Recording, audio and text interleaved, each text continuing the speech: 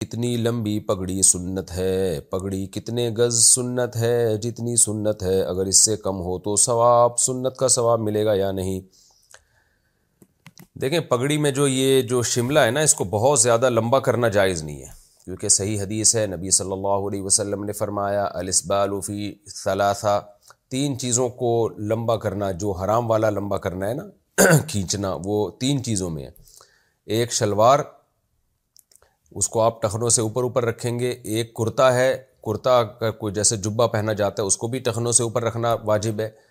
اور اسی طرح آپ نے فرمایا یہ جو پگڑی کا شملہ ہے اس کو بھی، لیکن اس کی کوئی مقدار بیان نہیں کی ہے، تو اس کی مقدار ہے عرف، اگر اتنا لمبا ہے نا کہ بالکل لٹک رہا ہے بہت زیادہ تو یہ بھی حرام ہے۔ بعض لوگ گھٹنے تک اس شملے کو رکھا ہوا ہوتا ہے ان لوگوں نے، تو یہ جائز نہیں ہے، عرف اس کو کا تعین کرتا ہے، تو اس لیے علماء نے عرف کے لحاظ کو ملحوظ رکھ کے ایک حد بیان کی ہے کہ جو کمر کا کنارہ ہے نا بس وہ عرف میں بہت زیادہ ہوتا ہے، اس سے زیادہ آپ لمبا کھینچیں گے تو وہ لٹکتا رہے گا، نظر وہ لمبا لگتا ہے دیکھنے میں، تو یہ سب یہ عمل ناجائز ہے، شریعت نے اس سے منع کیا۔ باقی جیسی چاہے پگڑی پہنے، جس طرح اسٹائل کی پہنے، کتنی لمبی کتنی مختصر، اس سے کوئی فرق نہیں پڑتا۔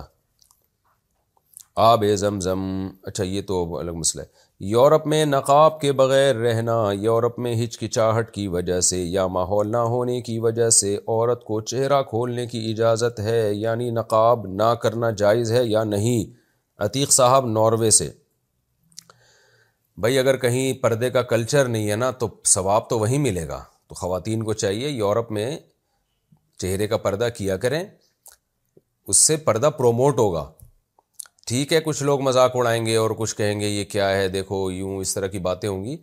لیکن جو نیکی میں پہل کرتا ہے نا، حدیث میں آتا ہے من سن سنتن حسنتن فلہ اجرها واجر من عمل بها، جس نے بھی کسی نیکی کی بنیاد رکھی تو جب تک قیامت تک اس نیکی پر عمل ہوتا رہے گا، بنیاد رکھنے والے کو ثواب ملے گا۔ تو یورپ میں عام طور پہ زیادہ رواج نہیں ہے چہرے کا پردے کا، تو اگر مسلم خواتین وہاں اپنی ہچکچاہٹ اور لوگوں کے طعنے کو ایک طرف رکھ کے پردے کو پروموٹ کریں گی،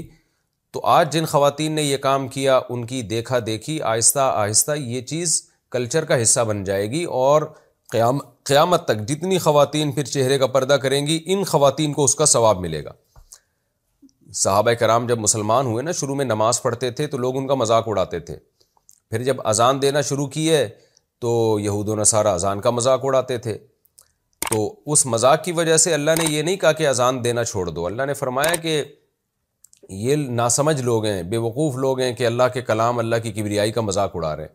تو صحابہ کو اللہ نے یہ نہیں کہا کہ یہ چونکہ مذاق اڑا رہے ہیں لہذا اذان چھوڑ دو۔ تو اسی طرح مسلم خواتین کو اسلام کا جو ایک کلچر ہے، اسلام کے جو احکامات ہیں، اس کو دل و جان سے فالو کرنا چاہیے۔ مذاق اڑانے والے تو نماز کا بھی مذاق اڑاتے ہیں، اذان کا بھی مذاق اڑاتے ہیں۔ میں نے دیکھا اذان کے وقت میں بہت سے لوگوں کو اذان دیتے ہوئے شرم آ رہی ہوتی ہے، کہیں سفر میں ہوتے ہیں نا کہ لوگ کیا کہیں گے، بھائی لوگوں کو چھوڑو یار، اللہ کی کبریائی بیان کرو، اسی سے اللہ خوش ہوگا، تو ان چیزوں میں شرمانا نہیں چاہیے۔ شرمانا تو ان خواتین کو چاہیے جو جوان ہیں اور چہرہ کھول کے گھوم رہی ہیں، جبکہ کوئی قانونی پابندی بھی نہیں ہے چہرہ ڈھانپنے پر، یا تو ہوتا ہے نا کوئی مجبوری ہوتی ہے، تو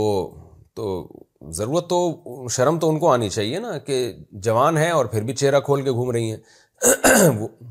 تو جس کو شرم آنی چاہیے اس کو آنی رہی، جس کو نہیں آنی چاہیے اس کو آ رہی ہے، تو عجیب سی بات ہے۔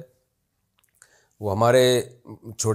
میرے بڑے بھائی ہیں، تو جب وہ چھوٹے تھے نا تو قاری صاحب نے ان سے کہا کہ آپ اذان دیں مسجد میں جا کے، مؤذن آئے نہیں تھے اس دن، تو میرے جو بڑے بھائی صاحب ہیں انہوں نے کہا کہ میں نہیں جا رہا تھا، تو قاری صاحب نے بہت اصرار کیا، بھائی جاؤ اذان دو یار، انہوں نے پہلے کبھی دی نہیں تھی، کہتے ہیں میں نے قاری صاحب سے کہا مجھے شرم آ رہی ہے، تو انہوں نے کہا جاؤ پھر کسی بے شرم کو بلا کے لاؤ، انہیں تھوڑا طنز کیا نا کہ اذان دیتے ہوئے کس بات پہ شرم آ رہی ہے تو آپ کو چہرہ چھپاتے ہوئے شرم نہیں آنی چاہیے، بلکہ اس پہ آپ کو کانفیڈنس ہونا چاہیے۔ اهدنا الصراط المستقیم، ہم کو سیدھے رستے چلا